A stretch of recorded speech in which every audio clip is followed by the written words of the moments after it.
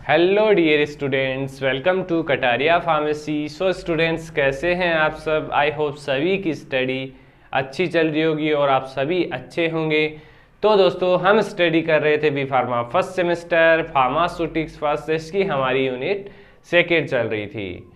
तो जो students regular हैं उनको पता होगा कि क्या टॉपिक हम स्टडी कर रहे थे, और जो रेगुलर नहीं है प्लीज़ आपसे रिक्वेस्ट है कि जो स्टार्टिंग से वीडियोस अपलोड हो रहे हैं सीरीज वाइज सिलेबस वाइज, उनको आप पहले देखिए। तो स्टेप वाइज स्टेप एक बार कवर करेंगे, आपको तो कंप्लीट समझ में आ जाएगा।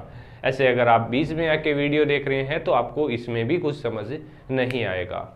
तो बस यही रिक्वेस्ट है, आप जाके देखिए, और जिन्होंने देख लिया है वो आगे लेक्चर्स देखना। तो स्टार्ट करेंगे। आज हम स्टडी करेंगे आइसोटोनिक सॉल्यूशन और इसके जो फॉर्मूला वो इसको कैलकुलेटिंग मेथड्स हैं, फ्रीजिंग मेथड और मॉलिक्यूलर वेट मेथड, दोनों के बारे में हम आज के इस लेक्चर में डिस्कस करेंगे।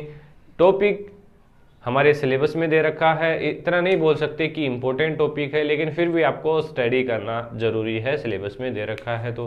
तो ज़्यादा देर नहीं लेंगे, बस स्टार्ट करते हैं इसको। तो आइसोटोनिक सॉल्यूशन सुना तो होगा आपने 11th-12th में, अगर बायो से हो या केमिस्ट्री से हो, किसी से भी हो, मतलब बायो या मैथ दोनों से हो तो कोई दिक्कत नहीं है। आपने सुना होगा केमिस्ट्री या फिजिक्स में आइसोटोनिक सॉल्यूशन क्या होता है, केमिस्ट्री में सुना होगा आपने। तो आइसोटोनिक सॉल्यूशन होता है 0.9% NaCl का जो सॉल्यूशन होता है उसको हम बेसिकली बोलते हैं आइसोटोनिक सॉल्यूशन, क्योंकि जो इसकी कंसंट्रेशन होता है, इसका जो ऑस्मोटिक प्रेशर होता है वो बेसिकली जो ब्लड प्लाज्मा होता है उसके इक्वल होता है। और जो अगर कंडीशन ऐसी हो कि जो कंसंट्रेशन है सॉल्यूशन की 0.9% से ज़्यादा हो जाती है तो उस कंडीशन को हम बोलते हैं हाइपरटोनिक सॉल्यूशन, और अगर उससे कम हो जाता है 0.9% से तो उसको बोलते हैं हम हाइपोटोनिक सॉल्यूशन या हाइपोटोनिक कंडीशन।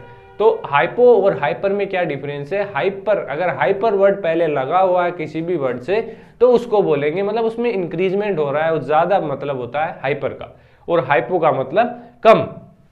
तो यही लिखा हुआ है इसके अंदर, isotonic solution are which have same osmotic pressure and equal solute concentration, मतलब जो इसका ऑस्मोटिक प्रेशर है वो सेम होगा और जो सोल्यूट है कंसंट्रेशन है सोल्यूट की वो इक्वल होगी। 0.9% sodium chloride solution is considered to pass the same osmotic pressure, मतलब कि जो 0.9% सॉल्यूशन है वो बेसिकली जो सेम ऑस्मोटिक प्रेशर होगा उसी को पास कर पाएगा, मतलब 0.9% है तो 0.9% को ही पास कर पाएगा। And hence it is the standard solution which is isotonic with blood plasma, ये हमने आपको पहले बताया था। तो वही है इसके अंदर,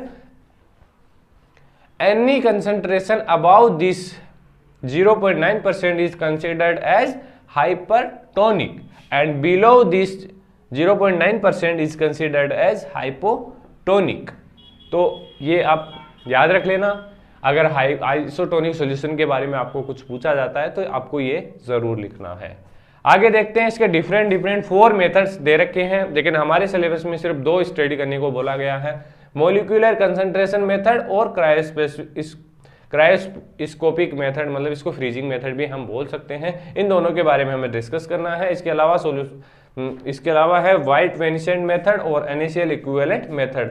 आपको अगर क्वेश्चन पूछा जाता है कंप्लीट तो आपको इतना ये भी ड्रॉ करना है। देन जो हमारे सिलेबस में दे रखे हैं फ्रीजिंग पॉइंट मेथड या क्रायोस्कोपिक मेथड और जो मॉलिक्यूलर और कंसंट्रेशन मेथड है, उन दोनों के बारे में आपको जो उनके फॉर्मूलाज हैं वो आपको लिखना है। तो इसका फॉर्मूला क्या होगा फ्रीजिंग पॉइंट मेथड का? तो इसका है परसेंट वेट बाय वॉल्यूम, इसको बोलते हैं वेट एंड इसको बोलते हैं वॉल्यूम। वेट होता है जैसे कोई भी जो सबस्टेंस है मॉलिक्यूल है केजी में प्रेजेंट होता है उसको वेट बोलते हैं, लीटर में प्रेजेंट होता है उसको वॉल्यूम बोलते हैं। ऑफ एडजस्टिंग सबस्टेंस नीडेड, जो भी एडजस्टिंग सबस्टेंस है, तो इसका फॉर्मूला यूज होगा इसके अंदर 0.52 minus PSM into A/B। PSM क्या है यहाँ पर? परसेंट स्ट्रेंथ ऑफ मेडिकामेंट, जो भी मेडिकामेंट हम यूज कर रहे हैं उसकी परसेंट स्ट्रेंथ कितनी होगी। बी है freezing point of A percent weight by volume solution of adjusting substance, जो भी एडजस्टिंग सब्सटेंस है उनका फ्रीजिंग पॉइंट कितना है 1% सॉल्यूशन का।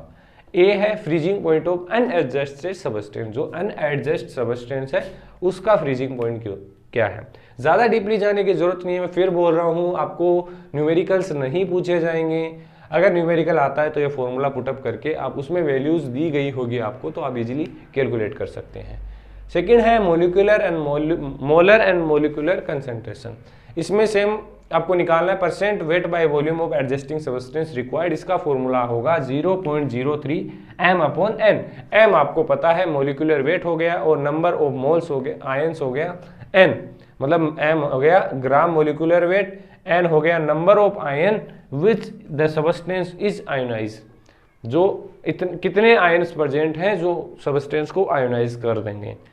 तो यही है इसके अंदर। आशा करता हूँ लेक्चर समझ में आया होगा। जो भी आपको टॉपिक स्टडी करवाया है ये टॉपिक कंप्लीट हो चुका है आपका। तो वीडियो अच्छी लगी तो वीडियो को लाइक ज़रूर करें और चैनल सब्सक्राइब नहीं किया तो सब्सक्राइब भी कर दीजिए। सब्सक्राइब करने का कोई भी चार्जेस नहीं है। और दोस्तों अगर आपने अभी तक नोट्स परचेज नहीं किया तो वीडियो के डिस्क्रिप्शन में जाके टेलीग्राम ग्रुप का लिंक मिल जाएगा, वहाँ जाके आप इफेक्टिव एंड अफोर्डेबल प्राइजेज में नोट्स परचेज कर सकते हैं। तो और भी फैसिलिटीज़ वहाँ पर अवेलेबल होगी, आप एक बार टेलीग्राम ज्वाइन कर लीजिए। जो भी अनाउंसमेंट होती है हम टेलीग्राम पे ही करते हैं। तो बने रहिए हमारे साथ, मिलते हैं नेक्स्ट वीडियो में।